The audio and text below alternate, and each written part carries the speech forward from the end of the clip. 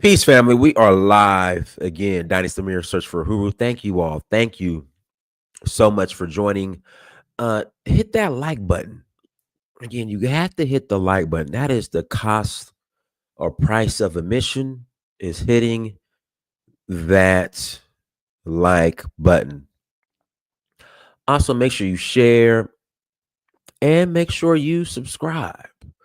Got a couple of announcements. Sierra Leone citizenship is back on for this passport right here. This passport that is in my hand. Citizenship is back on. They've changed the rules some. Basically, you have to come twice now. All right. So I am, I guess, curating a group in next month. Shoot, it's already March. It's already March. So next month, I'll be hosting a group in Sierra Leone, and then in December, I will be personally going with the group to Sierra Leone. So if you're interested, also another big change, they are the test results are no longer just limited to African ancestry. So African ancestry no longer has the MOU with the government of Sierra Leone. So not only are they accepting African ancestry, they're also accepting Ancestry.com, 23andMe, and another company called CRI. Now, 23andMe is going to be interesting. I'm sorry, not 23. Yeah, 23andMe and African ancestry, of course. But 23andMe is going to be interesting because 23andMe just went bankrupt. So we'll see how that plays out. But hey, if you got your results, they're accepting the results from 23andMe as well. So please visit Donfo Africa. Again, please visit Donfo, that's DANFO Africa to learn more. We are also going to Senegal in May for the Jazz Festival, Nigeria in August for the Oshun Festival, Zanzibar in September for Safari Blue. Then we are rolling to, where else are we going? Namibia and South Africa for Amapiano and Dunes. And then we're going to back to Sierra Leone in December. I'm not sure if I'm going to do the Voodoo Festival in January this year. Again, I'm not sure if I'm going to do the Voodoo Festival in January this year. I'm not sure because, we're going to Sierra Leone in December, and I'll probably still go to the Voodoo Festival myself, but not sure if I'm going to bring a group, but we'll see. We'll see. So yeah, that's what's going on. Again, guys, please hit that like button. Again, please hit that like button. I want to give a no, as long as it shows as long as it shows Sierra Leone, you're good to go. All right, let's jump into tonight's topic. I want to give a couple of disclaimers. Um, Disclaimer number one, and I've changed my viewpoint on this.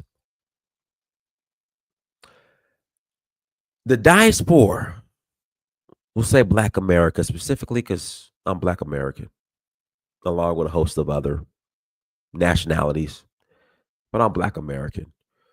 Per the definition of, ADOS and FBA, I would qualify as both. But again, I've changed my thoughts and position on this. I believe that there's enough talent and ingenuity on the African continent in which this idea that Africa can't move forward without its diaspora, it's no longer the case. I believe the diaspora needs Africa more than Africa needs the diaspora. And I'm being specific. I mean, Black Americans. This idea that, the $1 trillion spending power and, bringing the money, to Africa, and Africa needs it. Africa will be just fine with or without us. I'm just being honest.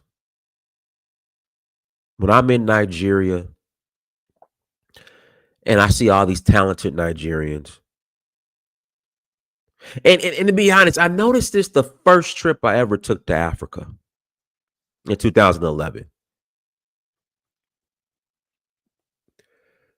And I noticed like they could, when I was in Zanzibar, and I only speak English and I'm trying to learn other languages and I'm struggling. I'll be honest, I'm struggling. Part of it is just I'm not focused, but I'm struggling, you know. And when, they were just jumping into English and Italian and French, their native language. I'm like, you got to be smart to speak a number of languages. You got to be an intelligent cat to speak, this many languages. I mean, these cats are bright. It's just they don't have the opportunities like we do here in America. One of the reasons why I was able to afford to travel to Africa how I do, because I had a good corporate job.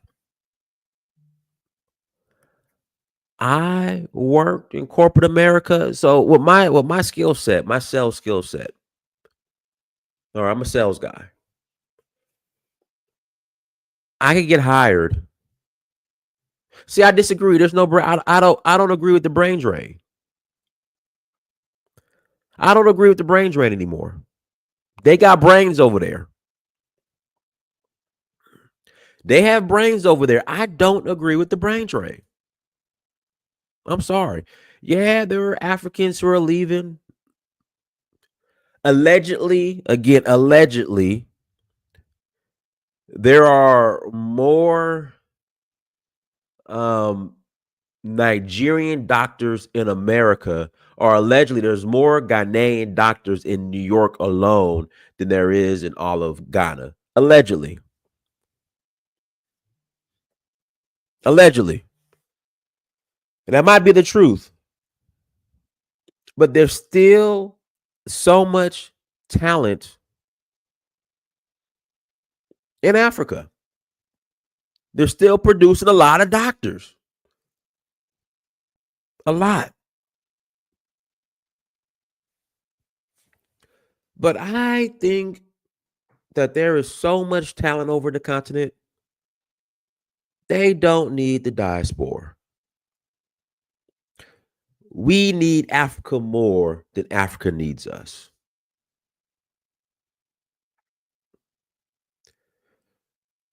I know in America, Black America, we built this country and we built that, we built this, we built that. And if it wasn't for us, y'all wouldn't be allowed over here.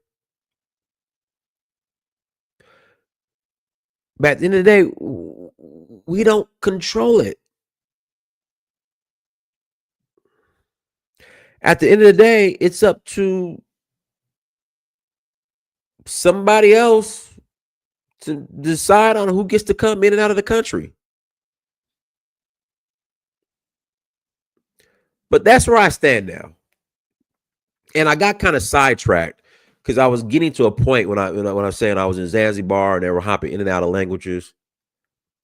And I mean, I was like, man, these people are intelligent as hell, smart, articulate. I mean, when it comes to politics, especially their politics, if you compare, like if you're in Africa and if you're speaking to an African in regards to the politics regarding his country, he will run circles in regards to what he knows, what she knows, um, about their politics versus us when it comes to American politics.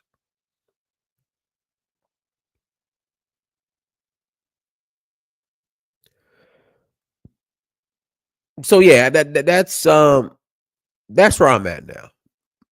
And I'll get into, the topic. Well, we're kind of already into the topic, but I'll tie that into the white supremacy, and Africans don't understand white supremacy like Black Americans because we've been over here for 400 years. I'm not buying that anymore. There are a few. There are a few, but I just we'll get into that. Let's be respectful. We don't have to agree on everything. We welcome difference of opinions here, difference of thought.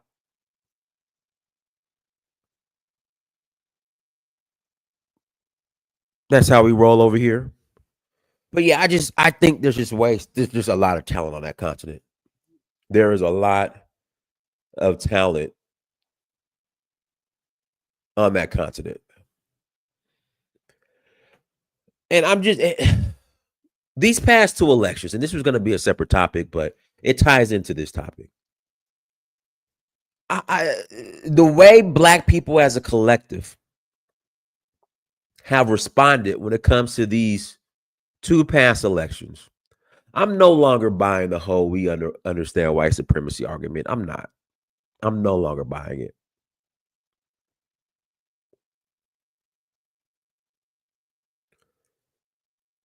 And somebody brought up DEI yesterday. And this is why I'm no longer buying the whole white supremacy argument. Black people benefit the least from DEI and affirmative action. Who benefits the most? White women. It's an embarrassment to see on Bloody Sunday, because Bloody Sunday, I think, was like 2 Sundays ago, because they made MLK Jr. the face of affirmative action in DEI. That's who the face of DEI is. That's why, even though when you tell people like, look, Black people like, look, I mean, like, we benefit the least from this, they get outraged because when it comes to civil rights, they put MLK Jr.'s face on it. So you're trying to tell me that MLK Jr., John Lewis, the Freedom Riders, the people who were doing the lunch counter sit-ins because they thought Karen's chicken salad sandwich, I don't know if they thought it tastes better than the chicken salad sandwich at Keisha's. So you got your head beat in, your food spit in, so that you can eat a chicken salad sandwich at Karen's instead of Keisha's. Bloody Sunday, getting attacked by German shepherds and dogs and sprayed down with water hoses. And the end result of that is white women got a leg up. The end result of that is a white man, middle-aged white man, can wake up tomorrow and tell you, I mean, not tell you, and say like, hey, I had a dream last night and I'm now a woman or part of the LGBTQ community. Now he gets to skip the line. So MLK and the civil rights activists did all that bleeding so that non-Black people could skip the line. That's who benefits the most. And then we want to turn around and tell Africans that we understand the white man and y'all don't.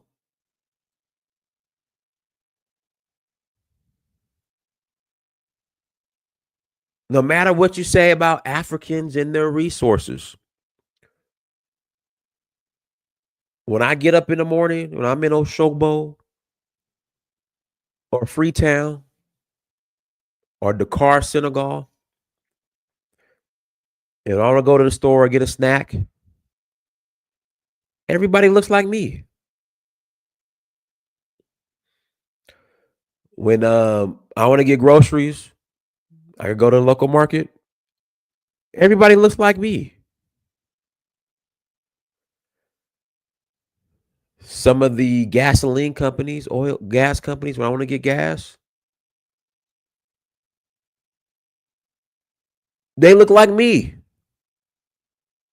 Meanwhile, I'm in Atlanta, Georgia, the so-called Black Mecca, in the country that Black people allegedly understand white supremacy more than the African. When I get up in the morning, I want to grab a snack, I got to get it from an Indian. I want to go grocery shopping, I got to go to grocery shopping, I got to go to Kroger. The sisters are getting all their hair products from the Korean.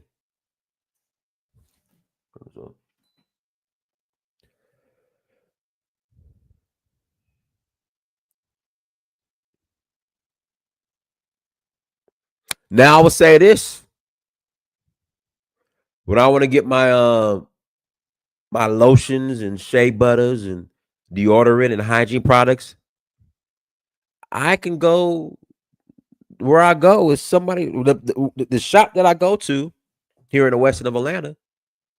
They look like me, but damn, guess what? They ain't FBA ADOS. They're tethers. Oh, guys, let me make this. My bad. They're not FBA ADOS. They're tethers.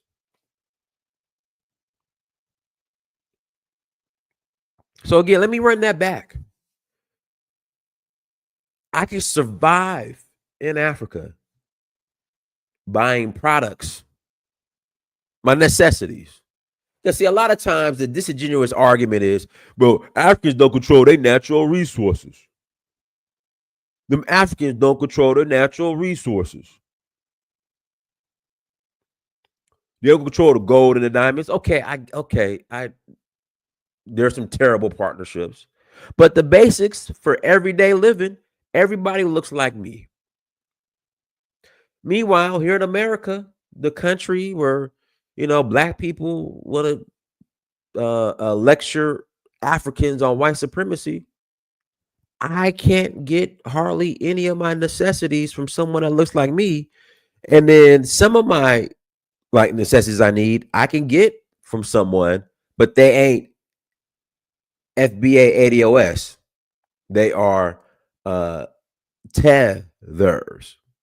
And I don't like, I'm not, I hate that term because technically I'm like a reverse tether, because I'm Sierra Leonean, Nigerian. So I'm like a reverse tether, I guess. People have called me a tether. I'm like a reverse tether.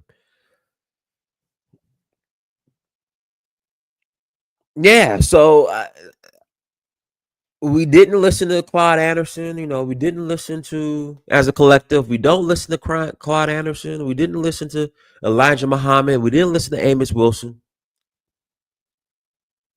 But what's crazy, at one time, before integration, here in America, you could get everything from someone that looks like you. But now you can't.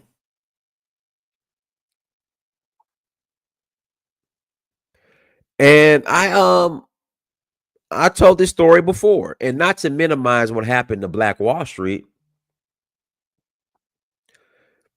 Again, not to minimize what happened to, on Black Wall Street, but after it was burnt down, they built it back up somewhat, but then they abandoned it in order to integrate. You hear the countless stories about how we had our own hotels and own this, own that, but we shut it all down once we integrate it. So that's why I'm like, how can we tell the African that we understand white supremacy more than them? You got Barack Obama. For the life of me. Yeah, but I mean, all that's gone, Omar. What Dr. York had, it's completely gone. I think the Nawabians might have one building um here in I think it's in Decatur or Stone Mountain. I don't even know if they have that. That's all gone. No, I'm gonna get to that. I'm gonna get to that. I'm gonna get to that, Raquette. I'm gonna get to that. I'm gonna get to that. So Barack Obama, the blackest white supremacist out there. For the life of me, I don't understand how any black person, why is this guy still worship? Why are the Obama still worship? Like I just like the black community. Why do we worship Barack Obama still? Yes, Dr. York tried his best, but Dr. York has some personal issues, which I'm pretty sure you know what I'm referring to.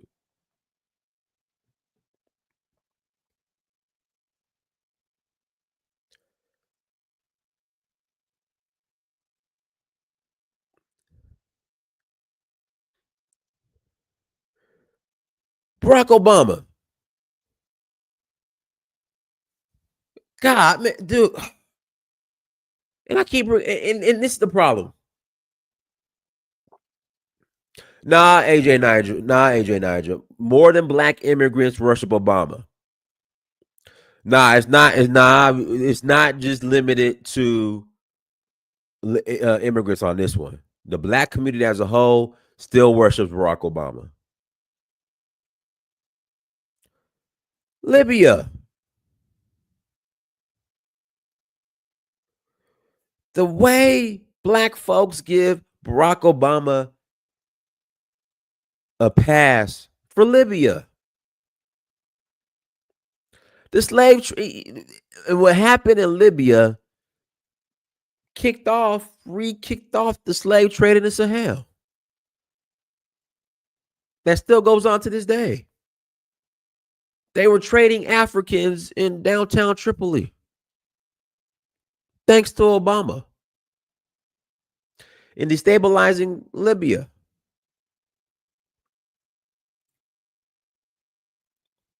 But black people still worship him globally.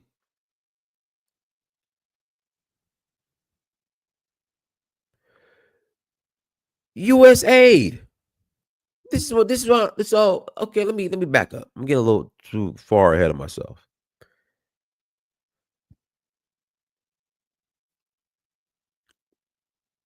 In fact, I want to play this clip real quick. Let me play this clip. And this is why I'm going to play this clip with Jasmine Crockett. Oh, Lord. Jasmine Crockett. So black folks, especially the pro-black, especially the conscious pro-blacks, man, they be putting black men in dresses in Hollywood because it's an agenda, man. They're trying to feminize the black man. They want to feminize the black man, feminize the black man. That's what they doing. They putting our men in Hollywood, the feminize the black man.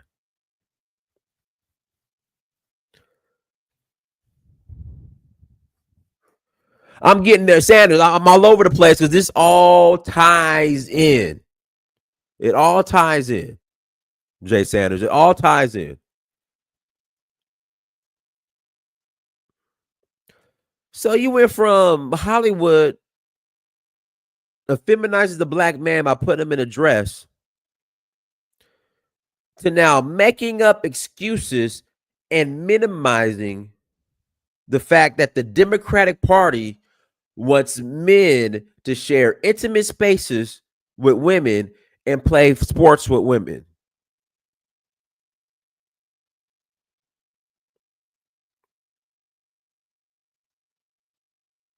The amount of black people, and a lot of this, and I was going to do another show on this in regards to Donald Trump, on how he's just exposing the hell out of black people, especially the so-called blackity blacks that vote Democrat.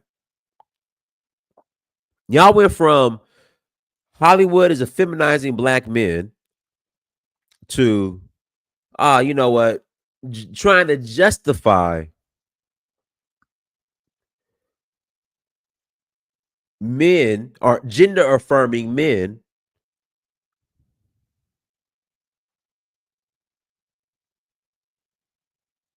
and making an excuse for them sharing intimate spaces with women, with your daughters.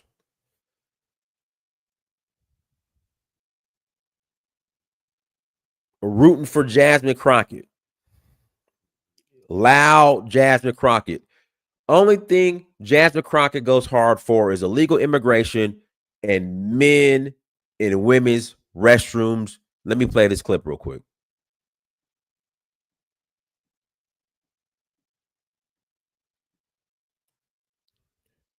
Has more swag.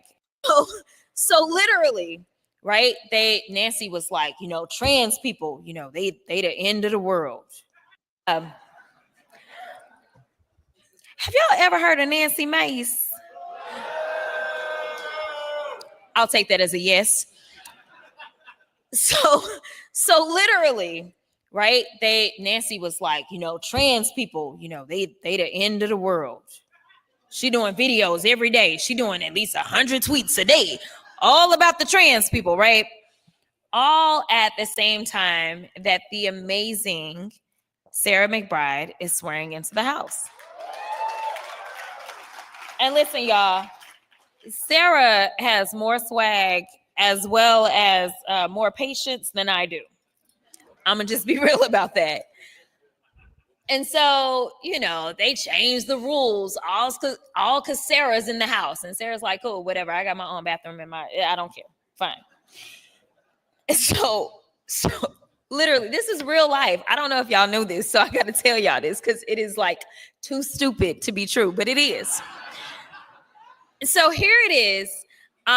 One day, and we have all these Signal chats. If you don't have Signal, get on Signal, okay? Do not trust that. Get on Signal, y'all. So we got all these Signal chats. So we have like our Dem Women's Caucus chat that exists. And I know there's at least one person in this room that knows this story because she's in that chat. And so, I'm not going to say who, but someone was like, I went to the women's restroom today and Lauren Boebert was so rude to me. I was holding the door for Lauren Boebert and then Lauren, is like rude to me and snuffling and walks off. But then it's also Lauren Boebert. So like, whatever. So I think that's kind of how most of us took it, right? Like, it's Lauren. And so, like, undoubtedly, Lauren thought that this cisgender freshman woman was Sarah McBride. She had gotten confused. So she like what's this like? We're using terms like cisgender. I mean, come on, man. Like, Charlie. Oh, Lord. Runs out of the bathroom to go and get her big sister, none other than Nancy Mace. And so they come back to the bathroom trying to find Sarah, who ain't been in the bathroom. And then finally, like maybe an hour or two later, Lauren Boebert finally realizes that she got confused. And she goes to apologize to the member that she was rude to, but anyway, they're not even good at being like bathroom police. That was the whole point of the story. Like, you can't even do that right. Go sit down. So seriously, no, yeah. Truly. Yes, you campaigned on being bathroom police and you fucked that up.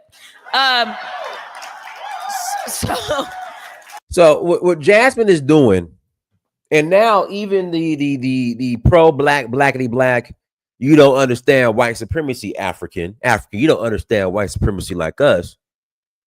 They love Jasmine Crockett. And what's Jasmine Crockett doing here? Jasmine Crockett is,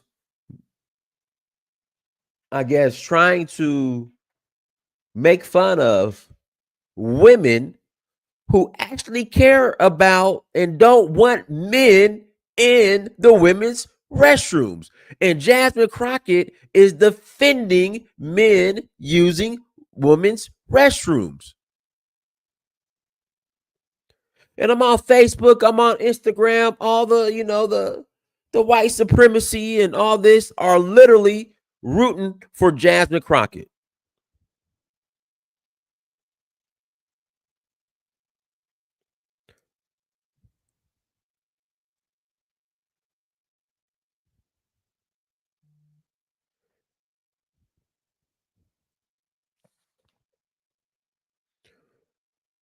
Guys, hit the like button. Again, please hit that like button. Again, please hit that like button to come to the chat room. But yeah, this is what's going on here.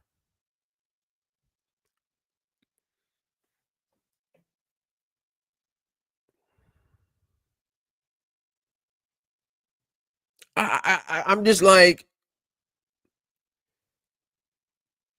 I mean, these are the people that's what to teach the African about white supremacy.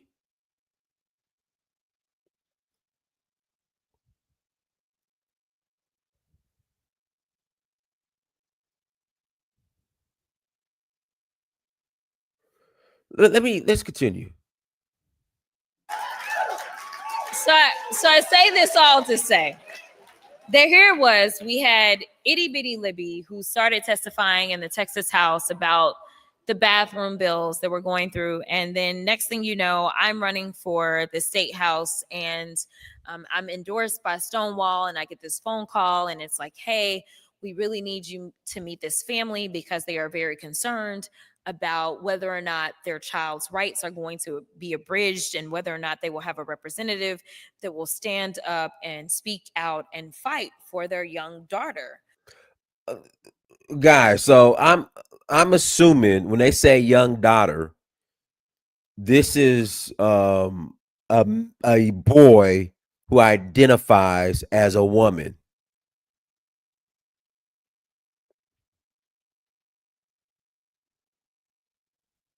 Come on. But let me just make sure. And so I said, all right, like I guess, like, hook us up, like whatever. And so and so they did. And truly, Libby and her parents, Rachel and Frank, have legitimately become my friends, and my family. And their young daughter, Ceci, is my boss, because she's going to be the first woman president of the United States. But I say that all to say that they had the audacity to say, if you are going to run for office and represent this entire district, I'm going to need you to understand what it looks like to represent for us. And I want to say that every single person in this room needs to have that type of audacity. Because no, seriously. Because we live in a time in which, when you have elected officials, they are so highfalutin. People are voting for their elected officials because they're like, how good are you going to be about policing the bathroom? And so, yes, Aries run the world. Mine is next Saturday. Yes. We are fire signs for a reason, y'all. And so here it is. Libby started testifying at the Texas House back when she was about 6 years old. And so here it was, they had the bathroom. I actually went to the restroom and I was like, I'm confused. It say women and then it say everybody. What am I supposed to do? But we had the bathroom bills because, of course, policing bathrooms is where it's at. That's usually why most people are voting for their elected officials, because they're like, how good are you going to be about policing the bathroom? Jasmine, that's part of the reason why y'all lost the popular vote. Jasmine Crockett. That's part of the reason why you guys lost the popular vote, the Democratic Party. Because, yes, the majority of the planet is not down with biological men using the same restrooms as women. That's why you lost, Jasmine. That's why. No, that's why you lost. Yes, that was important to people.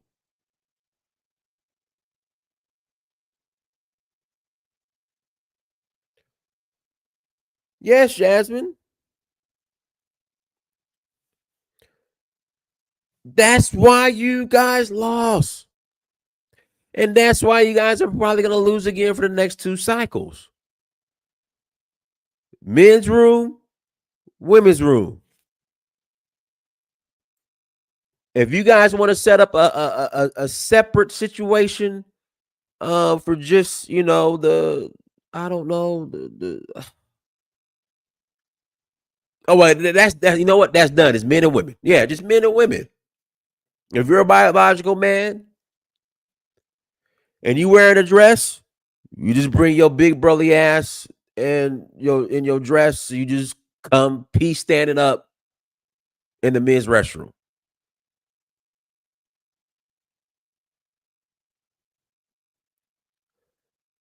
You just gotta come use the men's restroom. You ain't going to the women's restroom. You come use the men's restroom. It's what it is.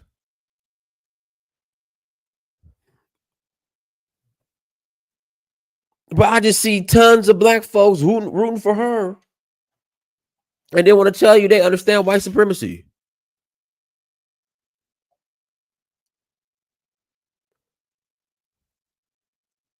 Then you got USA. I remember black folks were saying the United States of America needs to stay out of African affairs and how they weaponize U.S. aid and all this. So then Donald Trump says, you know what? I'm getting rid of USA.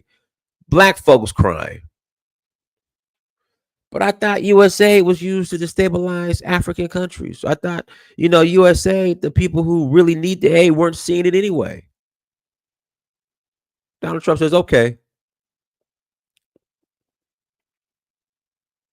we'll get rid of it. Hey guys, let me back up for a second. Listen, I respect humanity, my LGBTQ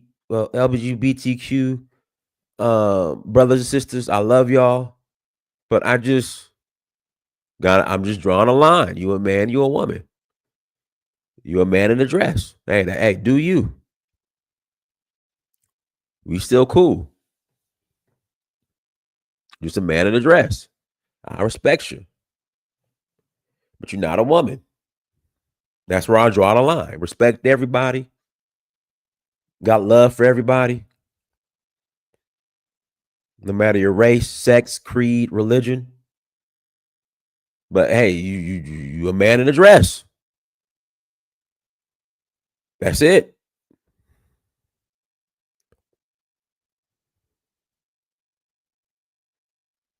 I mean, that's it. You're a man in a dress.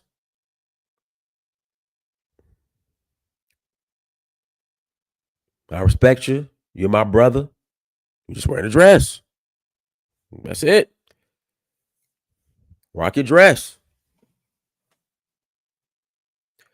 Rock your rock your Vera Wang dress. Hey, that's what you want to do? Hey, much respect. All right, let's see here. Black Jack, thank you for $4.99. Holla. Unfortunately, there's really no black leadership in the black community. All we have are white liberals or white conservatives dipped in chocolate. There we go. I agree.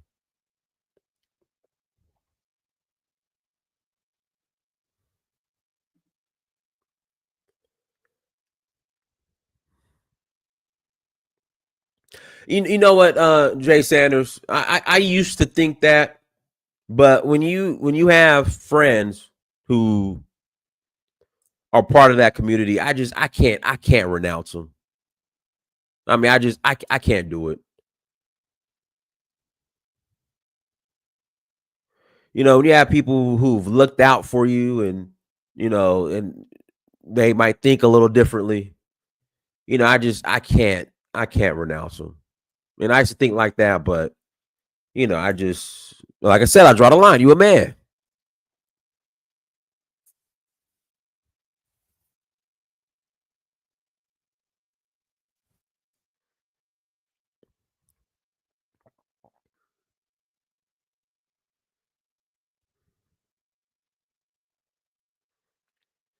So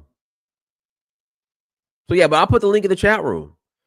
But like I said, from what I've been noticing lately, a lot of black folks that claim that they could teach the Africans about white supremacy because the Africans ain't lived with the white man for 400 years. They don't understand. Nah, they don't know.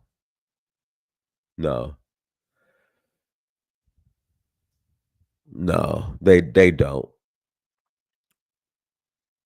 We need, it's all about collaboration. We need to collaborate. We don't know everything. They don't know everything. And we just need to collaborate and take it from there. Hold on. Go ahead, Maximilian. What's up, Donis? What's good? Man, I'm gonna really tell you, Donis, I appreciate what you're doing tonight, man. You got a really good conversation. I'm gonna get in before everybody else start cussing and raising hell, Go ahead. because I really do appreciate the things you're saying, Donis. But I'm gonna tell you why I disagree with you, Donis. Go ahead. And I live in Atlanta too. Is that me as a heterosexual man? I can love you. I have a lot of gay friends here too, but I have to hold on to my religion too. Right is right and wrong is wrong, brother. Right. Okay. And I can love you as a person, but disagree with your actions. You feel me? Right. You can still be compassionate about somebody and Yeah. disagree with them. That's fine. Yeah, absolutely. So I have a son and 3 daughters.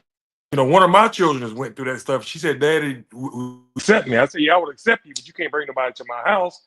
I'm never going to approve of you sleeping with another woman because it's ungodly." Mm-hmm. So, Right. so I can love you, but still tell you when you're doing something wrong. Right. I just personally, I don't feel, I feel like the problem with African Americans is, and the Democratic Party, and I was a diehard Democrat, but I'm gonna tell you the truth, man. With this LGBTQ stuff, this you gotta accept gayness, and they just going too far with me. I'm just gonna be real with that. It's hard. I consider myself an independent now, because if you're killing your child, that's abortion. I can't agree with that either. I can't tell a woman to do with her body, but I can tell you what you're gonna do with my child. And so it's a lot of, a man doesn't have any right to say, well, you can't kill my child. In America, you don't have that right, but he's obligated to pay child support. So it's a lot of things that I think the Democratic Party is tone deaf on when it comes to men. So that's my opinion. And so it's kind of like, you with the Republicans on some things, and I'm gonna be honest with you, I'm with them on quite a few things. I just don't say it out loud. Mm-hmm. But you just can't come into this country willy-nilly. You don't have, if I move to a country right now, if I move to Nigeria without any visa, just take it upon myself to move to Nigeria, damn the hell with the laws, I'm gonna do what I want to do. Would I be surprised if Nigeria throw me out the country in 20 years? So, but we have people to come to our country, then they want to do that. Then as African Americans, we supposed to jump behind them and be jumping up and down, telling them, no, they need to stay in our country, when these Hispanics were the people who actually voted Donald Trump in. Right. So no, I don't feel like between the Democrats, they defending everybody except for black people.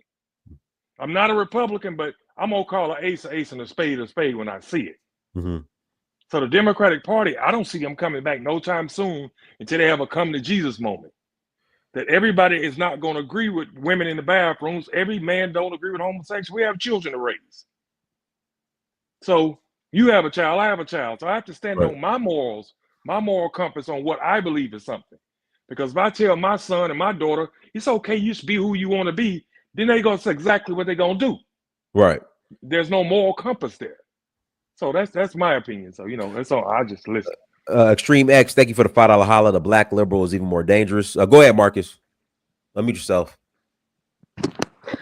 Yeah. I thought that this was a really interesting conversation, a really interesting question that you brought up, a topic that you brought up are African Americans or Black Americans. Are they qualified to tell Africans that, tell Africans that they don't know about white supremacy, or that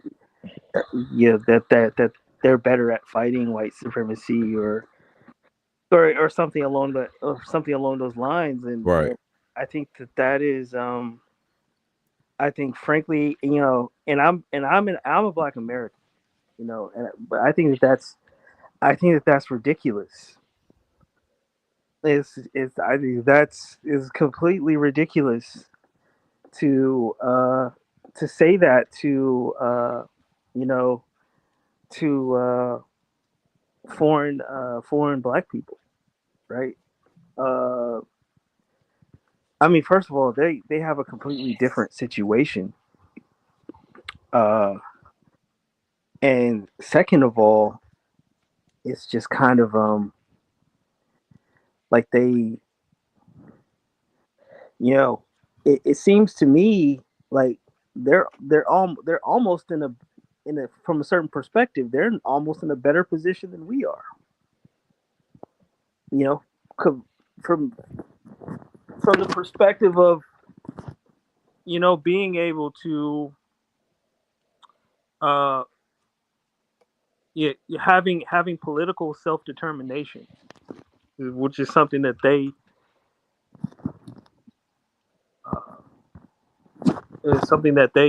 they have. You know, um, it kind of it just doesn't make any sense to me that you would that the I think you're talking about the FBAs. Is that an FBA? Well, not necessarily. It's just black people in general. Like I keep hearing this argument, and I'm just like going down. I'm just doing an assessment. Like, well, how are we really in a position to tell them that when? And I gave my reasoning on why we're not. Yeah, I mean, no, I agree with you. That just doesn't make any sense. I you know um like they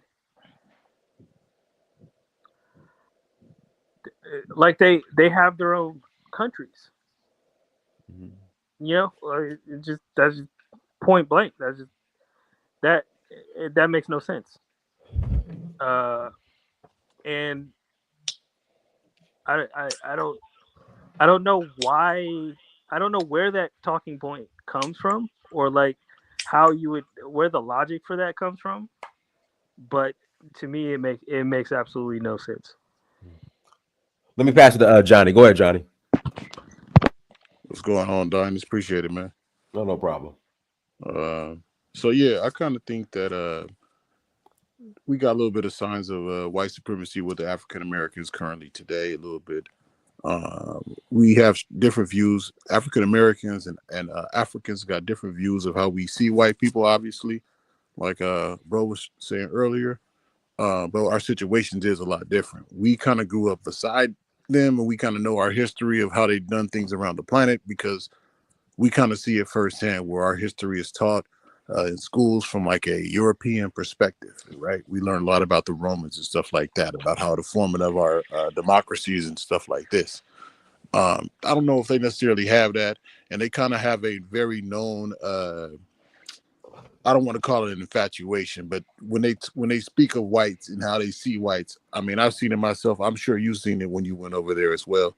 Um, they kind of do put them on a little bit of a higher class than how they see regular blacks. It kind of brightens them up sometimes when they see white people. I'm guessing because it's how rare they is. It's not as many, so they're not as common.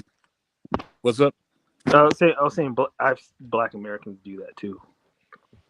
As far Debatable. Depends on who, right? It's way more common in Africa. I can tell you that for sure. That's very debatable. Very debatable. No, I you know what? I disagree. I'm gonna tell you why. You disagree? I'm gonna tell you why. I'll give you an example, Johnny. Have you been keeping up with the Big U and Whack 100 thing and Adam 22? Yeah, a little bit. So black folks will go on white platforms and just spill all the beans. 100. Yeah, you're right. Good But point. they won't do it on black platforms. You're Like right, I remember, I'm here in Atlanta. There's a rapper named Rollo. Rollo was going on Vlad TV, running his mouth. It just we black people in America do the same thing. Yeah, But, you're but are those black people or those hood Negroes, Donnie? This is a difference. right. Shit. Speaking of which, They black too. They black too. It ain't Yeah, no- but you can't equate them. You can't equate somebody like They a don't rapper. separate us. They don't separate us. I Well, don't we know do. why we do that. We do. We do though. We do though. You know, No, that, we that- don't though. Like everybody got a hood cousin. Everybody got a hood on. Oh, hold on, Vovo. Let me make sure Johnny's done. Johnny, you done? Oh, I'm sorry. nah, Yeah, man. No, I Johnny, take your wasn't time, done. Johnny. Take your time, Johnny. Okay, so yeah, bro, I was just gonna say we need to respect African customs and cultures when we go over there, just like they respect ours. And it's not right for us to go over there and tell them that we know what's best for them, or you know what I mean, that we got a certain understanding that's a superior to theirs and stuff. Not our way is the best way. I mean, that's condescending and it is disrespectful, and it does happen a lot over there, unfortunately, because we do kind of see them getting took advantage of. But I mean, it's a more respectable way to go about it when we're trying to help and assist with how they see things, opposed to how we might see, you know, what the best solution could be for them. They still got to come up with it on their own, you know. Yeah, I'll land it right there. All right, go ahead, Vovo. Oh, my thing is this. I mean, you know, if they were my thing, I didn't hear the whole conversation. Just to be fair, I didn't hear it what everybody had to say. But who's in a better position to tell anybody about white supremacy? We were these people's slaves. We were literally these people's slaves. Like for real, this ain't no made up story or none of that. We lived side by side with these people for hundreds of years. And then Vovo, we gave up everything to integrate with them. Then no, Yeah, we didn't. we did. What? Gave up what? Well, I gave the example. Oh, I didn't hear it. So I gave the example when I'm in, we'll say Oshobo, Nigeria. If I want a bag of potato chips, I get it from somebody, a black-owned market. If I want to go grocery shop, I could get all of my groceries, produce, everything black-owned. I can't do that anywhere here in America. No, you can't, because I live Where? in a black community. Where? In Cleveland, Ohio, on the east side of Cleveland. I don't need shop. I go to black gas station, black corner store, black everything. Black owned. Black owned. Hey, I'm telling you. Dennis, you live in Atlanta, Dennis. I live in Atlanta. I live in a black mecca. It's tons of black businesses here. What we talking about? No. Okay. Maxima, tell me right now. I'm in the West End. Where can I right now go get everything from produce, meat, fruits? Give me the black-owned grocery store right now in the West End, or out of Atlanta. I know it's one in Lithonia. What's the name of the black-owned grocery store? I don't know if they're in East Point, but it's right there on the Lithonia Square. That's a black-owned restaurant, black-owned grocery store. You know, the only restaurant in downtown Lithonia, where the square is at, that grocery store. You see that? That's black-owned. I forgot the name of it, but it's still in existence. But you know, now Dennis, let's be fair. Now, certain things you ain't gonna get your power bill paid by black people, but you know, you ain't gonna be able to go and get a person who manufactures cars by black people. But when you buy a car, you can find plenty of people who can work on your car. You can find plenty of people cut your hair, to build your house, to do your lawn. So yeah, it's we don't control everything, but I try to make a conscious decision to do business with black people. That's what I do. My mechanics is black. Everybody works on my trucks is black. And most of the people I send business to is black, but I make most of my money from white people. But when I get my money, I spend it with black people. That's just the truth. That's the only thing I can do. Can I say this? Like me personally, I don't even look at like Ford and GM and all that as like a white owned. I feel like that's American owned. We got the opportunity. Motor City, Detroit, the blackest city in the nation. Those black people went up there. They got the jobs. They got a chance to enter the middle class. We're a part of the fabric of America. So I agree. Everything, you know what I mean? Yeah, like like they were able to buy homes, put their kids through college, all kinds of shit, working at GM and Ford. My grandfather, the reason why my family is in Cleveland, Ohio right now is the first person in my family came up here in 1905. My great grandfather came up to Cleveland, Ohio, and he got a city job working for the city of Cleveland. You know what I'm saying? And my other grandfather worked in a steel mill here. You know what I mean? Like, so. I guess my question for Dynas, though, Dynas, by you living in Atlanta, we both been living here a long time. Atlanta is a remarkable city. I mean, we pretty much run this place. And it ain't no trap. Our streets are clean. We try to deal with crime the best way we can. We black businesses black, clients black, everything. Atlanta is a prime example of what black people can do. So that's now, Dynas, come on, we got to admit that part. No. Yeah. I could okay. Yeah, I My- like to speak to Hold on, Bobo. What's the black-owned grocery store in the square? I'm familiar with the square because there used to be a bookstore I used to go to there.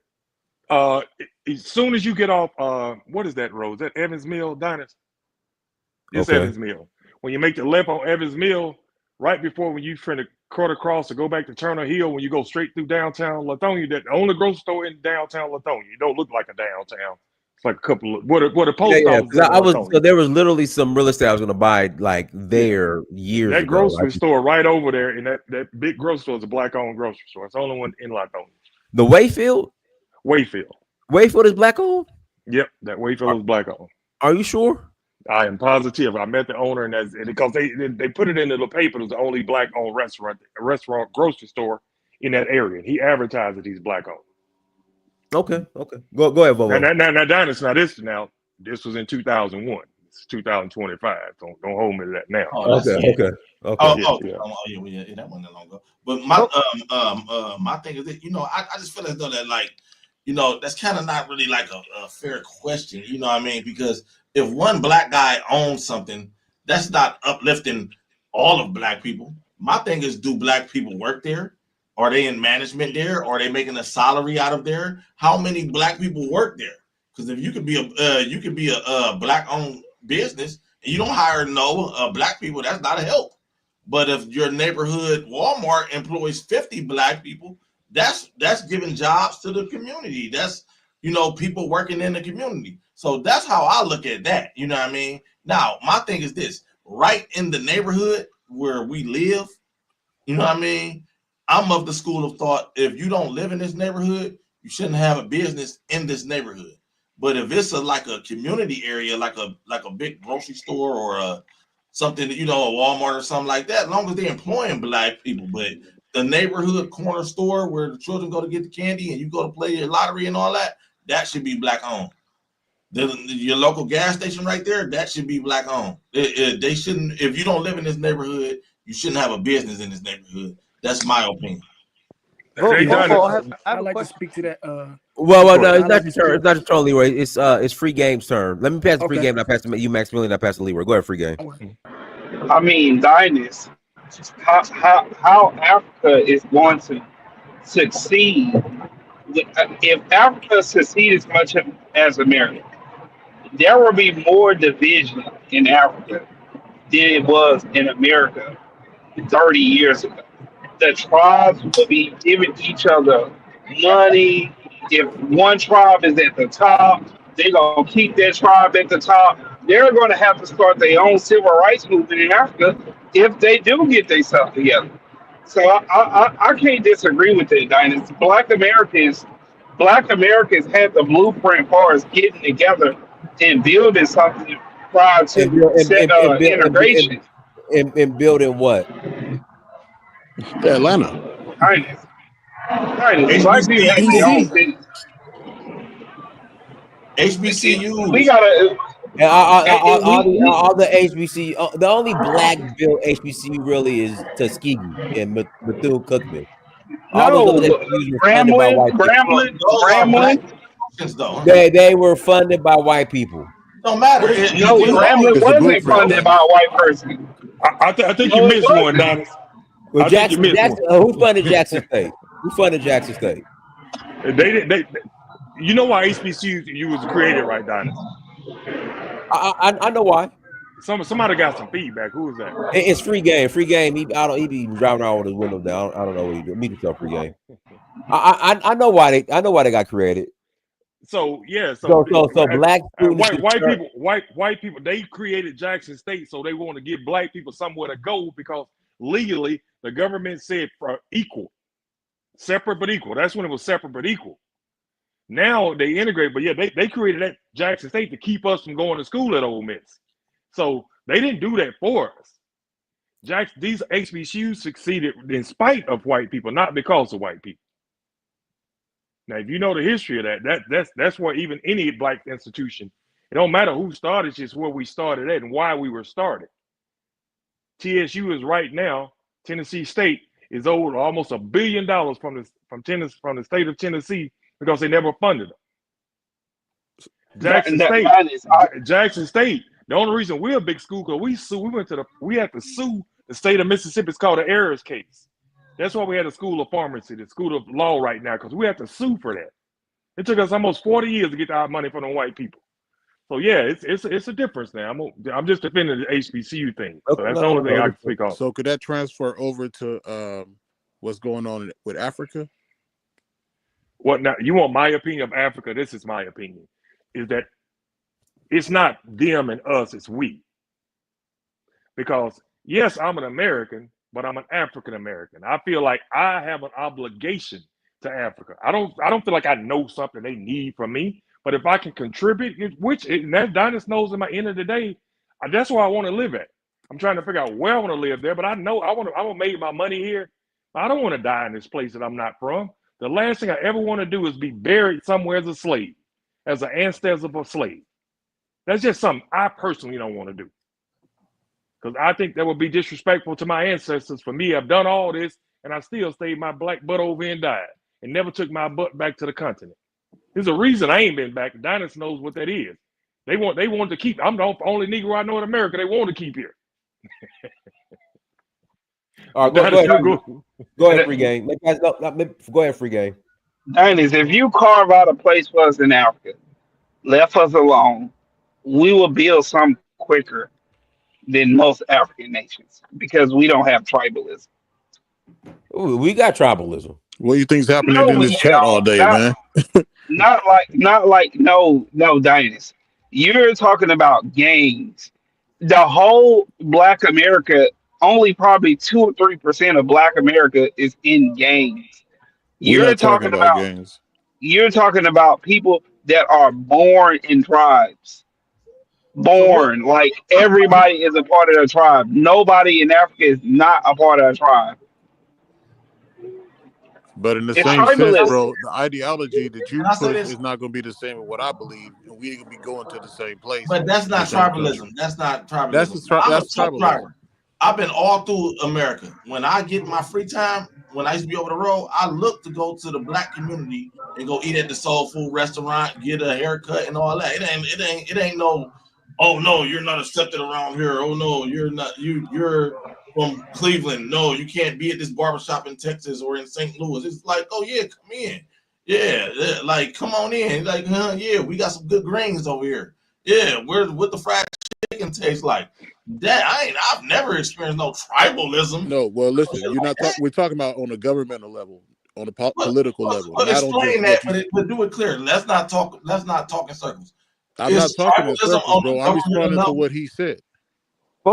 He said if we got put in Africa, that we would build an establishment, a city, basically a country. Well, the thing is, free game. Nobody stopped you from doing that. Now, Maryland, yeah, we did. No one's stopping you from doing that now. Nobody stopping you now, huh? So that was my response, bro. That's what I'm responding to. Yeah, I like to speak to the landscape of the whole white supremacy thing. Like, go ahead, Leroy. I want to say here in the United States, in the mainstream media, you may see people talking about how white supremacy, like, is literally just a democratic talking point at this point. Because I grew up here in Washington, D.C., and it's like super diverse and it's super Black. Like, you got a Black side, and then you got African areas, and you got Spanish areas, and our council is all Black, and our mayor only Black. Like, we only had Black mayors, and we have a lot of colleges, like Black colleges, and we have some mixed colleges too. But from my point of view, the landscape is like it's just a narrative for real.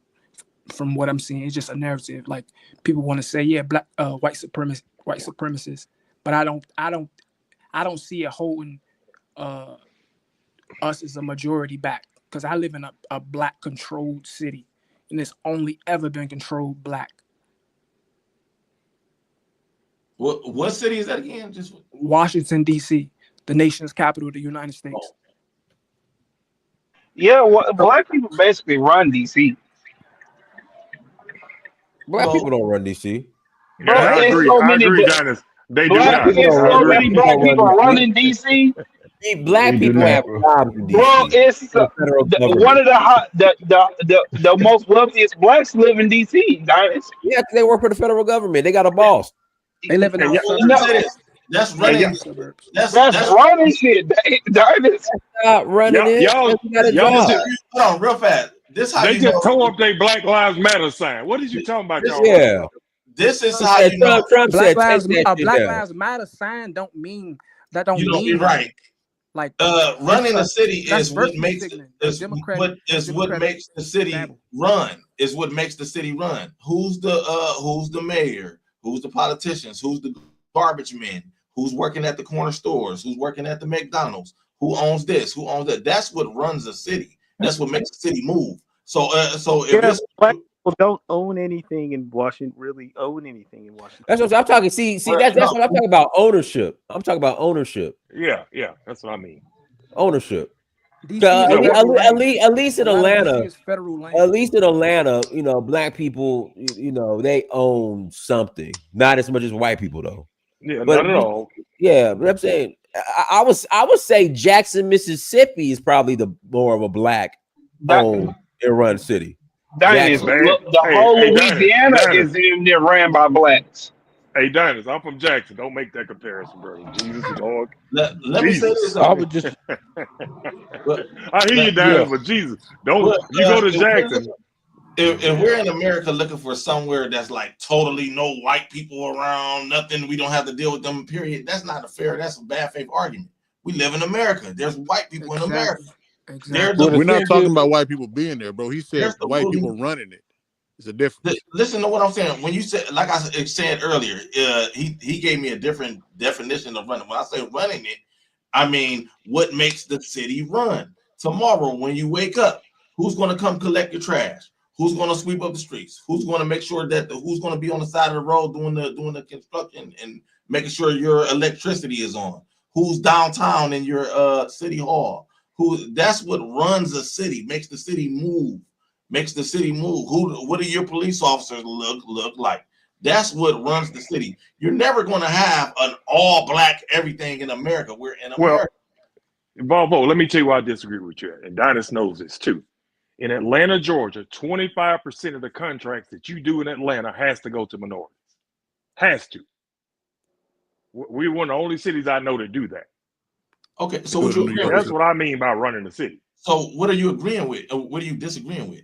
I'm saying that DC, they don't have that kind of power up there. DC really don't. Yes, we do. 10% of everything built got to go to minorities. Yes, we do. It's a difference between 10 and 25%. I mean, there's a difference, but we still allocated Well, something. 25 is still not a majority. Yeah, we still allocated something. And then the term is minority. So a white gay man, white woman. I mean, so come on. Let me pass the mic to Jay Go ahead. to Melanie. Go ahead, Melanie. Unmute yourself. Melanie. the original topic I was saying, to a certain extent, I would say, as far as growing up there, I guess if you're in Africa is a totally different environment than the West, right? Most of the people you're growing up with are predominantly are going to be predominantly African descent. So growing up with around white people and growing up in like a black country is night and day. So as far as understanding it, yeah, I agree. I mean, any black person that goes in the West is going to understand white folks a little better. You know what I'm saying? Because you ain't the dominant, people. So to me, that just makes sense. Logical sense. Could I add this? Well, no. Let me pass the mic to Setu. Go ahead, Setu.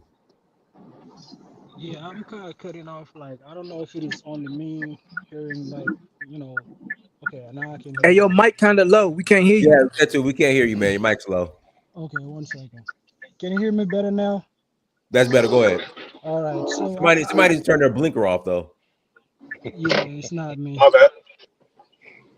Okay, so I just wanted to like jump in the topics and just like correct something that like Free Game has mentioned about Africa and tribalism.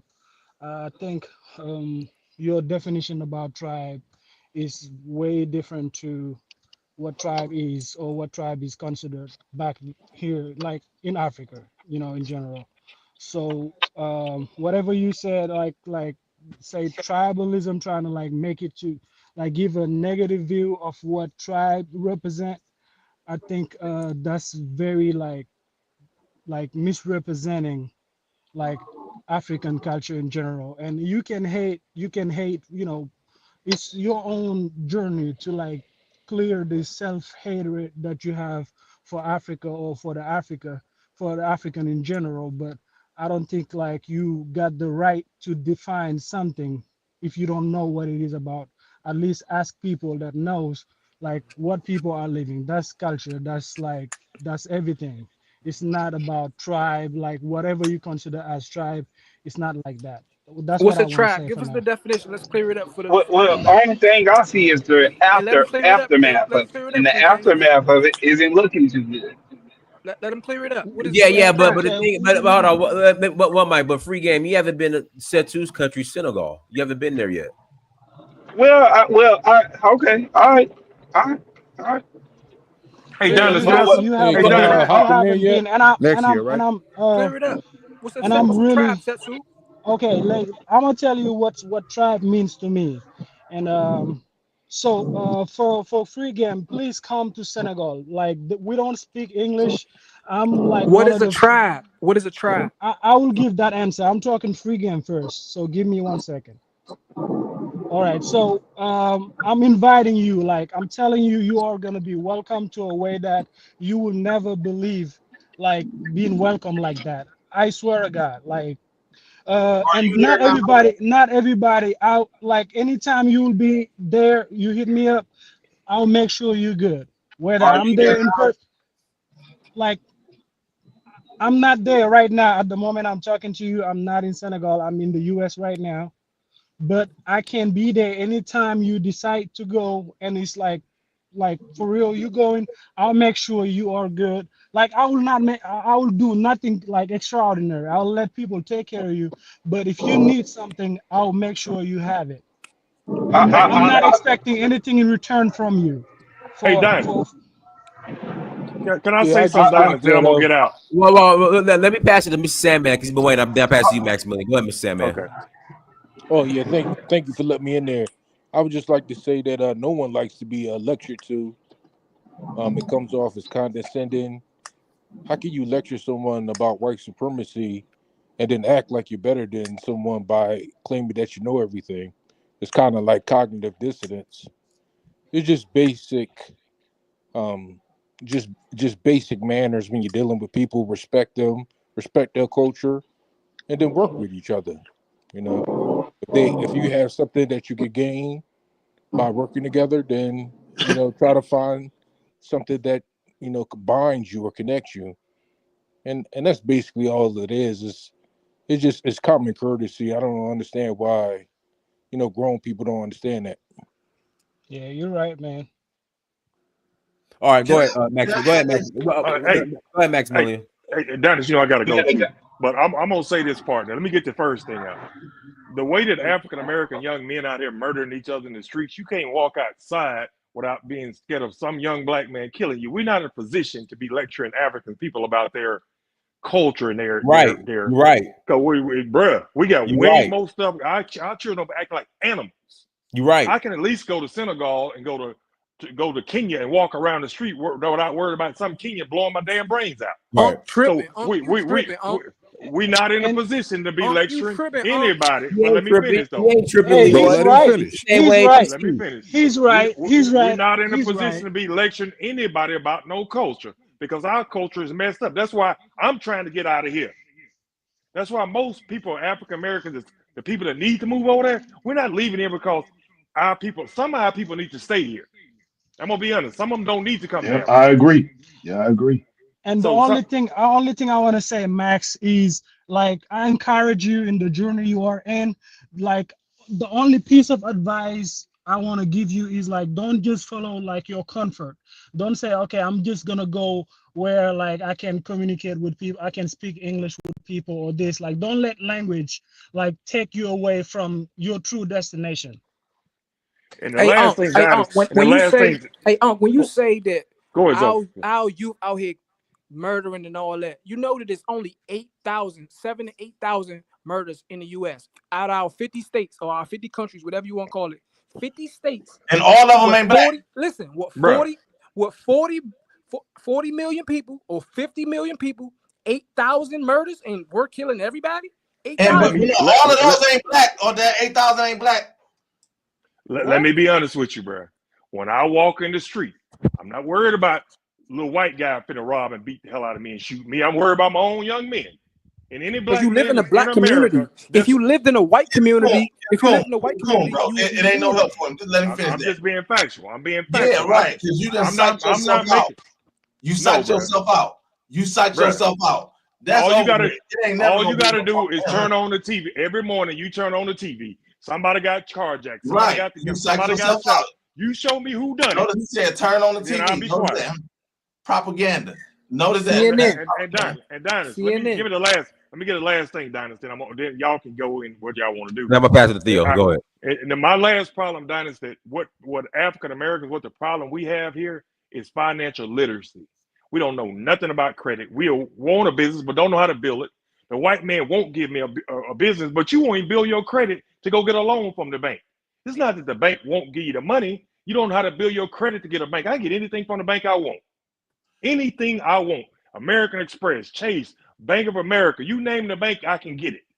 But it's the reason I can get it because I paid my bills on time and did what I was supposed to do.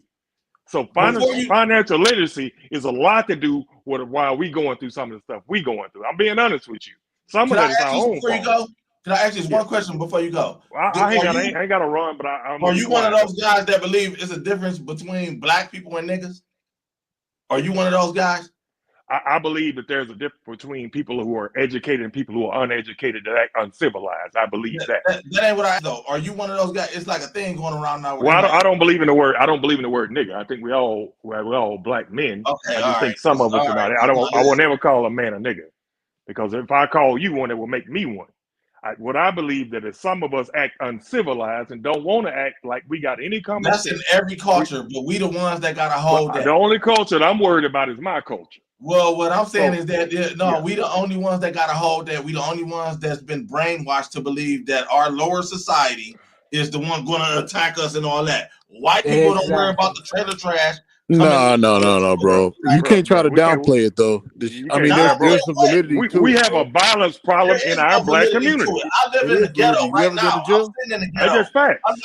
I'm on here all the time. Do you ever hear any gunshots or anything? That don't mean it ain't happening. That don't mean it ain't happening. That's ridiculous. That don't mean it ain't happening. Most people in the hood is not like that. Most people in the black community is not like that. Nobody said it was most, but that's where it happens. Bro, I'm about to prove it right now. 8,000 murders out of what? 200 million, 300 million people is not actually a lot of murders. So are you pulling up numbers, or are you just making stuff up?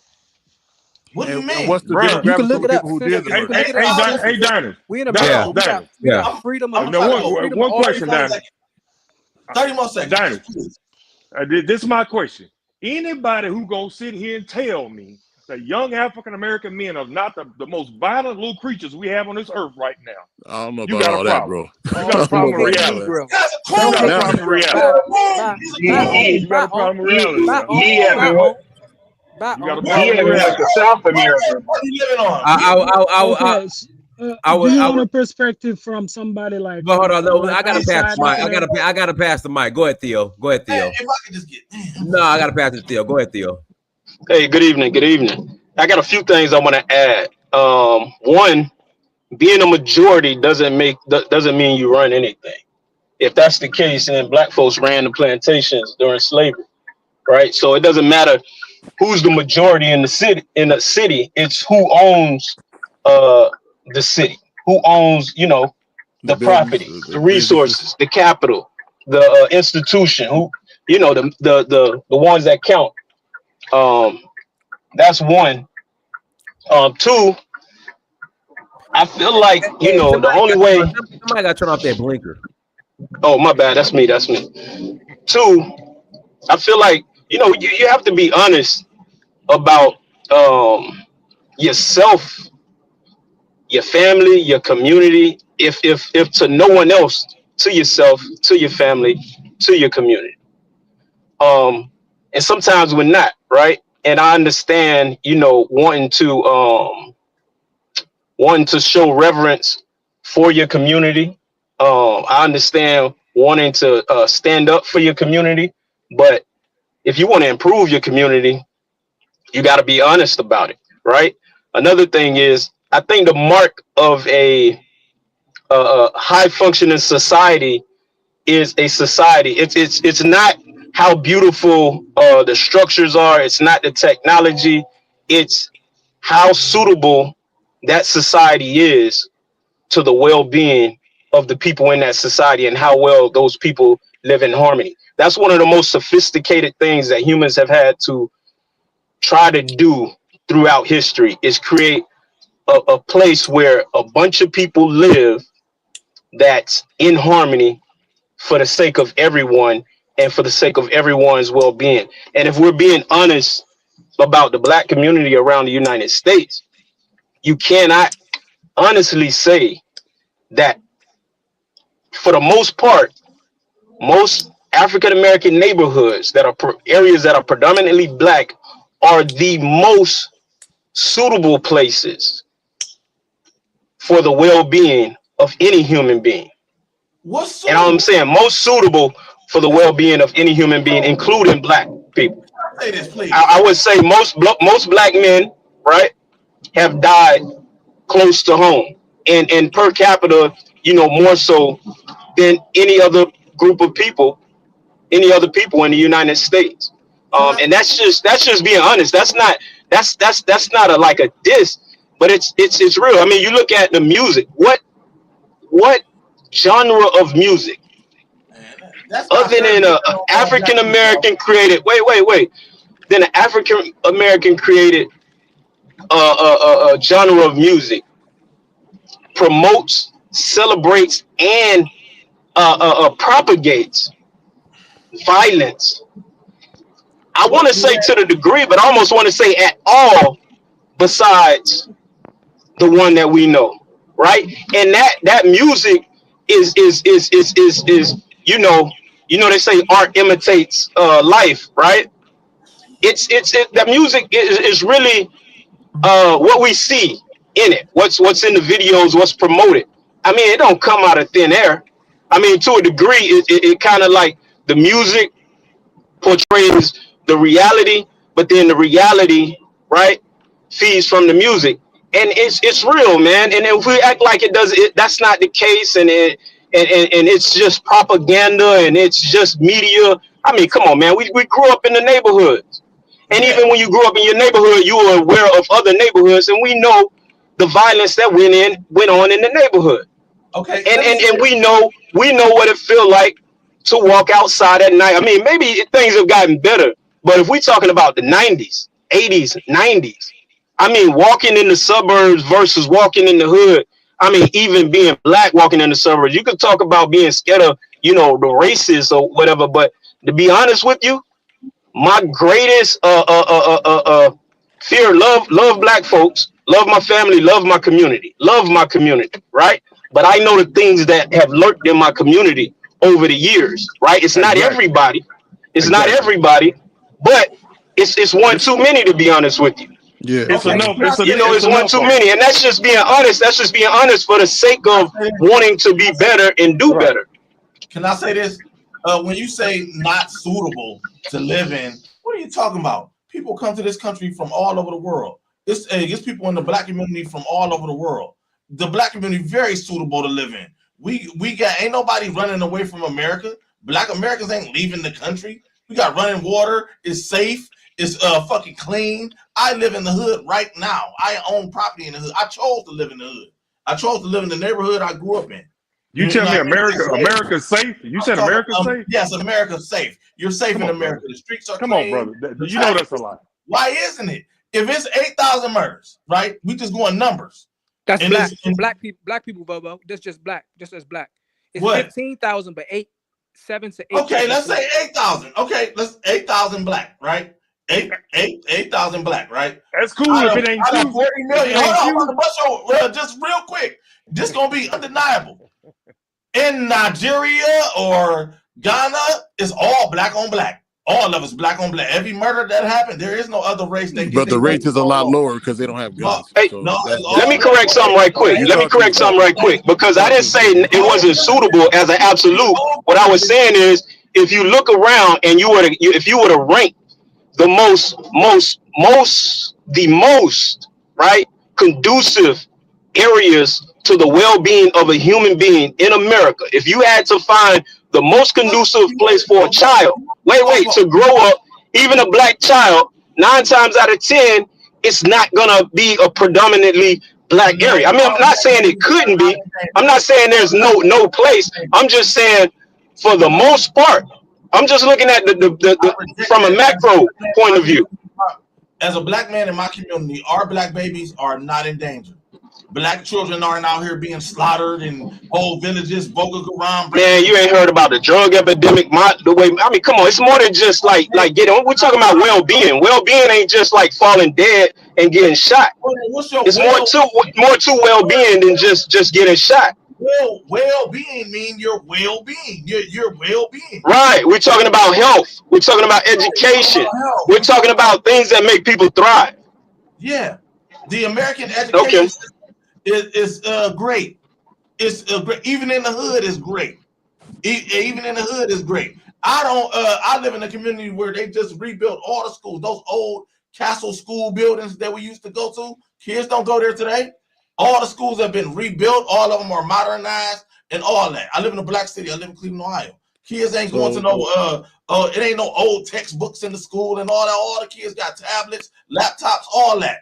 What are y'all talking about, bro? That's brainwashing. You talk about the music and all that. You can't put that music on all black people. You can look at the statistics. I didn't say it ain't all. It ain't all, bro. It's not a matter of all. Bro, everybody know what Bobo. Everybody know what the hood is, bro. You can't sit there and tell. Everybody probably on here is from some hood. I'm from Jackson. I'm living the hood. I know what a hood looks. I'm from Jackson, Mississippi, the murder capital of this world. I know what a hood looks like, and the hood is never a good place to raise your children. People work to get out of there. Why not? Look clearly, I just looked up the statistics on it right now, bro. It says black residents in Cleveland are 89% between 18 and 44 to be victims of homicide. That's not true. I don't know where you got that from. That literally is from ClevelandHelp.org. You live off a romantic idea so you can look that up yourself. in your head, bro. I'm about to give you the numbers. Look it up on ClevelandHelp.org. It's about 170 black Americans in about 170,000. And there's only about what 200 something murders in Cleveland. You just making shit up. That's not giving me the numbers, bro. I'm not making that up. That's 170K. If we were 80%, that would be like 100, huh? Bro, bring up some type of fact. What dynasty? I'm right here. I gotta pass the mic to. Let me pass the mic real quick to a shower. Go to shower. All right, man. First thing, man, salute to your platform, my brother. You know what I'm saying? I understand that, we have a lot of passionate, emotional guys that jump on your platform, man, but at least have the respect to support your platform, what you're doing, man, promote what you're doing over there in Africa, the business that you're doing. And, hopefully you have continued success, my brother. But, when we get to this topic, every time I come over there, not anytime, every time I jump on this platform, that's how it'll be. But you know, at the end of the day, man, you know, we like to romanticize about, you know, the Black community, and you know, it's a lot of people. Like where I grew up, you know, a lot of people here know my story. I've been in the street since I was 14 years old. So you get what I'm saying? The hood is in me in every type of way. But the one thing I do know, that everybody ain't meant to live in the hood. There's a lot of people that was born in the hood. There's a lot of people that was born on Bankhead but couldn't live in it. It's a few people that I know that's still over there no more. Cause some people can just they can move and shake around the hood. You get what I'm saying? Like at the end of the day, Diners, you know, at Atlanta, where we stay at, what Maximilian said was, I can only speak for Atlanta. In the city of Atlanta, the most dangerous people in Atlanta is Black young men. It don't always have to do with murder. You get what I'm saying? Because all crimes ain't every crime that committed is a murder. Every carjacking ain't a murder. Every armed robbery ain't a murder. Every goddamn breaking in, every DNA is a burglary is not a murder. Every kidnapping is not a murder. Every grape is not a murder. Every drug deal is not a murder. Every kick though is not a murder. But that goes on every day around us, every day around it. I'm from there, and I'm telling you that you from the age of 14 to coming up, I'm on for doing 4 years in prison. You get what I'm saying? And the safest I ever felt in my life was when I moved away from where I was goddamn raised up and slept on the streets since I was 14 years old. You get what I'm saying? So at the end of the day, I pulled myself up out that situation. I was a part of the problem. I don't sit up here and admit to anybody. I was a part of the problem. I wasn't part of the solution. I was the type of person that if I cross the street, this on my mama's, dad's, aunties, uncles, only got one auntie living on my mama's side and only one auntie living on my dad's side. I swear on all they grades, if I cross the street and you cross the street with me, I will put that gun in your face. And it was a live or die situation. That's how I grew up. I wasn't a part, bro. Can you please stop being emotional? You know what, bro? I sat here quiet. I sat here quietly and just listen. And even when I was in the back chat, even when I was listening on the show, you was the only one sitting up here popping your mouth, rolling your neck, making facial expressions while everybody talking. Like you the messiah of the Black community, bro. Like the thing about it, we have this thing in the Black community where we think that I'm more hooder than the rest. If I can survive in the hood, everybody else can survive. That doesn't mean that. Sometimes you're just birth. Your birth is geographical, Diners. You get what I'm saying? I got a mean rap. You know what I'm saying? But you know, my cousin, he didn't grow up like me. So he lived differently. But I tell you like this though, when I tried to open business, when I first opened up my business, I tried to live in the hood. I moved from goddamn Bankhead to, you know, a little closer to the West End. But you know what? When I tried to help out my people, try to give them jobs, first thing, when I go out on the road and drive trucks, I got my alarm system and everything. Dudes breaking in my house. Now that I live in the white neighborhood, which I hated to do, my house have been standing out there for 10 years. My house ain't been broken into. Maximilian, I could come home 8 days later and still have all my Amazon boxes on my front porch. You get what I'm saying? Like that shit just doesn't happen. You know what I'm saying? And we all know that. And still to this day, with all the work that I don't put in, with all the goddamn my level 5 felony, I don't been. Hold on, let me finish. I don't been to Alto. I don't been to Jackson Death Row. I got them parole out in Calhoun, CI. I went to goddamn solitaire for 12 months in Jimmy Archer CI. You know what I'm saying? Goddamn, I'm telling you straight up. Out of all that shit going on, when I got out and got on my own and I try to go back into the hood to help these dudes out, I'm looked at as a target. These dudes don't want to hear nothing. If I ain't going back in the hood, Maximilian, if I ain't going back in the hood to drop off a pack or put them on the link, they don't want to hear nothing that I got to say. So that's why I go to the truck stop. I'll say this again. I promote myself again. I'm on Bankhead every Saturday or Sunday to promote Black men try to be entrepreneur. That's the only thing that I can offer to the black community. I don't even like black people enough to do it for free. So I definitely get paid, but I'm gonna help black brothers become entrepreneurs so they can get away from the nest. And I'm on. It's called Donnelly Highway. Used to be Bankhead. The petrol truck stop. You see the black charge out there. You know somebody want to get a job. Come on in and let me help them, man. I pass the mic. All right, let me pass the mic. Hold on. Let me pass the mic real quick to Colin, and I'll pass it to Volvo and Maximilian. We got to close out. Go ahead, Colin. Unmute yourself. Colin, unmute yourself. Colin Genesis, unmute yourself. All right, Maximilian, go ahead. Well, go Volvo Rants. Go ahead, Volvo Rants. I'll pass to Maximilian. Go ahead, Volvo Rants. Yeah, it's just a lot of cooning going on. Just a lot of cooning. I bet from you. From too. What community you think they came from? Those white guys that was in prison with you. It's more white people on death row than it is black people. That's just numbers. Like I said, it's about percentages of numbers. Let me just finish, bro. I know you Googled it. I get it. Like I said, it's about 170,000 black Americans in Cleveland, Ohio. It's only like 200 murders. All of them ain't black, and all of them ain't been committed by black people. My thing is this, right?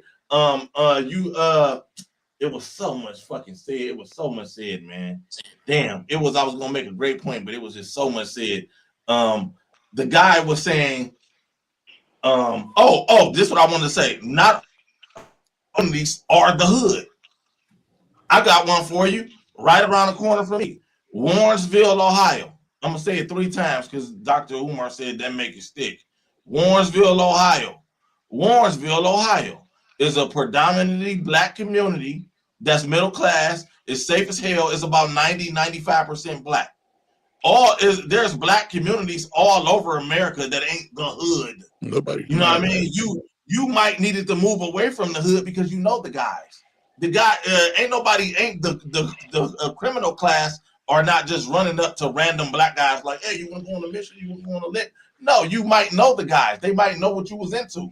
You said that you was the guy that if you crossed the street with me, I would put that gun in your face. That's always. I'm from the criminal class. We was hustlers. We were in the street to make money. A guy like you, we would have got you out the way. You the dummy with the gun that you crossed the street. And yeah, can't nobody live on this street. We wasn't jumping on this ain't Grand Theft Auto. In y'all mind, in Maximilian and this guy's mind, they acting like it's Grand Theft Auto out there in the hood. Like at any point I can be snatched out of the vehicle and be beat and robbed. That ain't what's going on in the neighborhood. That ain't what's going on in the neighborhood. The guys that's doing he mentioned rapes and all that. Black people ain't raping and doing all that type of weird ass shit. He just totally put that together. But the criminal class that's doing shit to each other got their own shit going. Now, is it some weird guys out here that might do some knock an old lady in the head? Yeah, but that's not really that common. The criminal class, they got their own shit going. The gangbangers, when you turn on the news and you see the gangbangers in the community and all that, they gangbangers. They got their own stuff going. They beefing with rival gangs. The average black person is getting up, going to work, feeding their family. We the only ones that got to take the bottom class. It's like it's upside down. Our bottom class is on the forefront. When you think of a white man, you think of a white man handling business, Donald Trump, a white man in a suit. You don't think of the meth head, the fentanyl addict. They don't get their the rapist class is not in the forefront.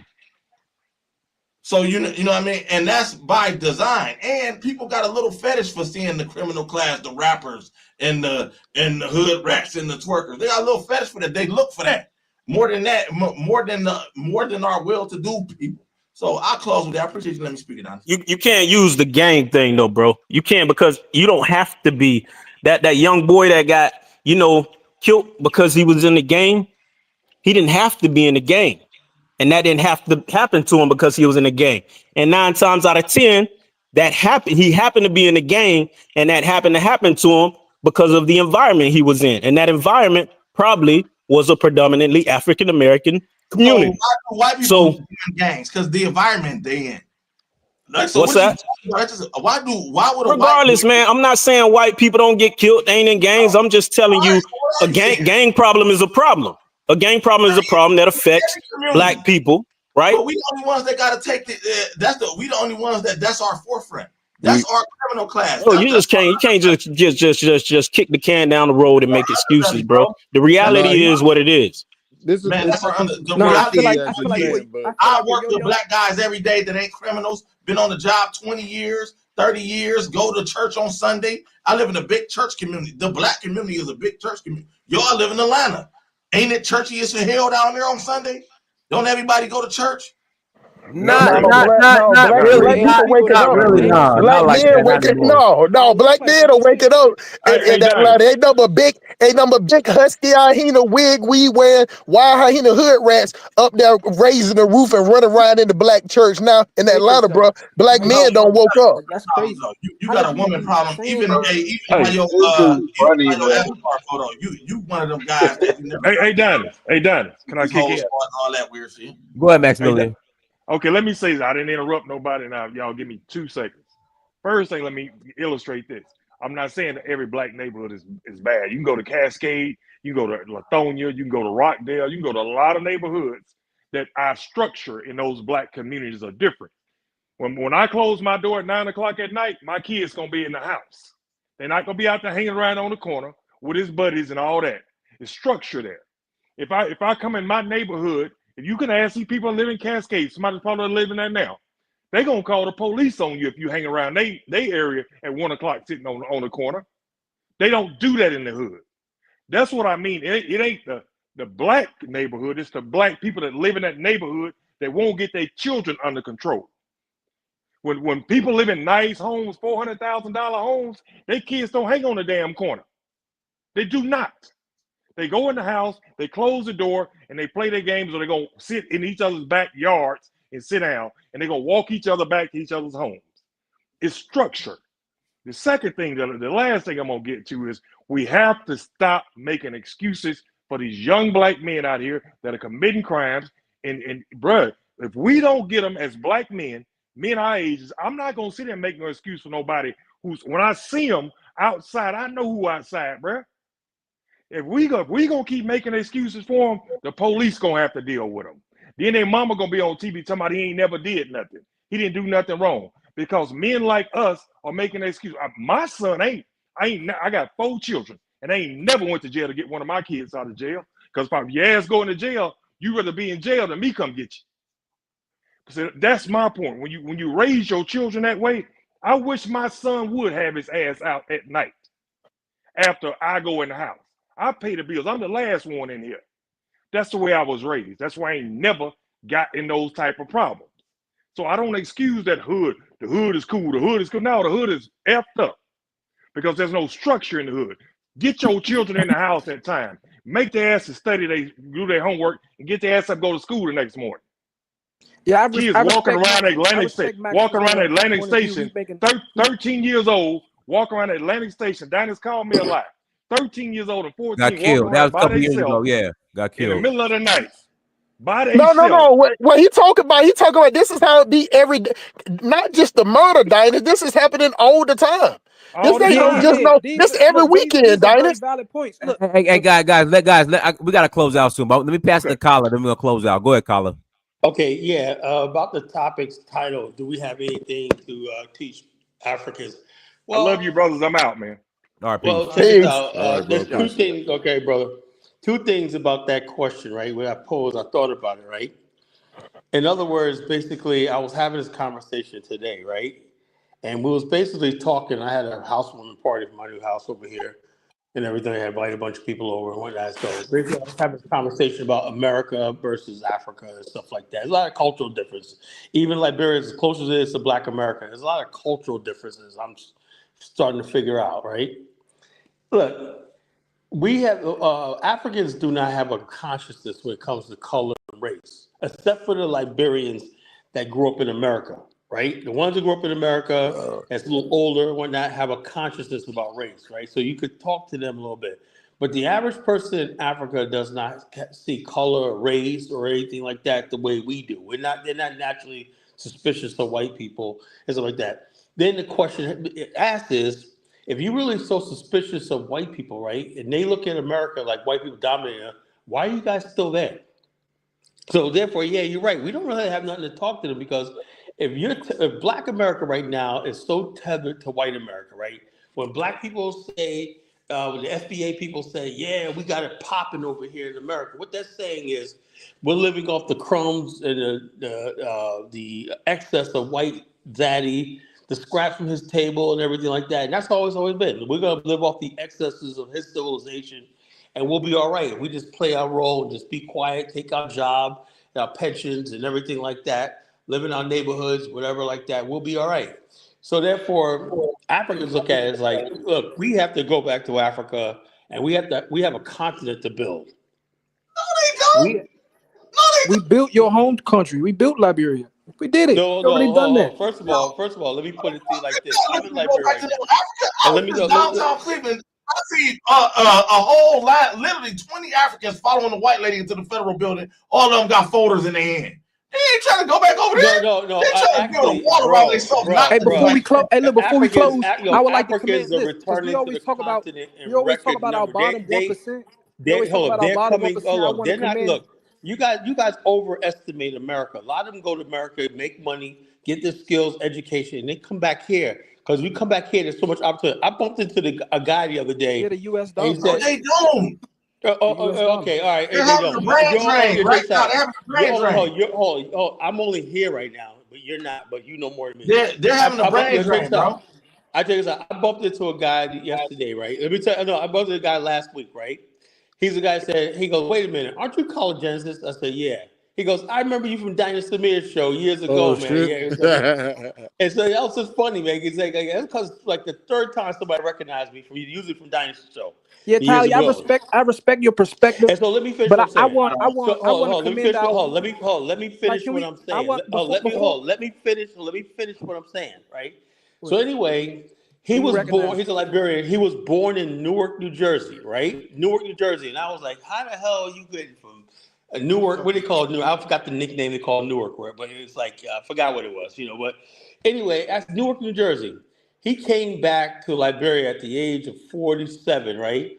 And he had inherited so much land in Bong County that he has like 4 palm oil farms, a rubber farm, and everything. Yeah, he has had that to come back to, after he finished college, everything like that, And he made money in America, and he has that to come back to. I'm saying this every day where people are coming back to the continent in record numbers and stuff like that, record numbers and building on the continent, It's so people think that they try to come to America and stay forever.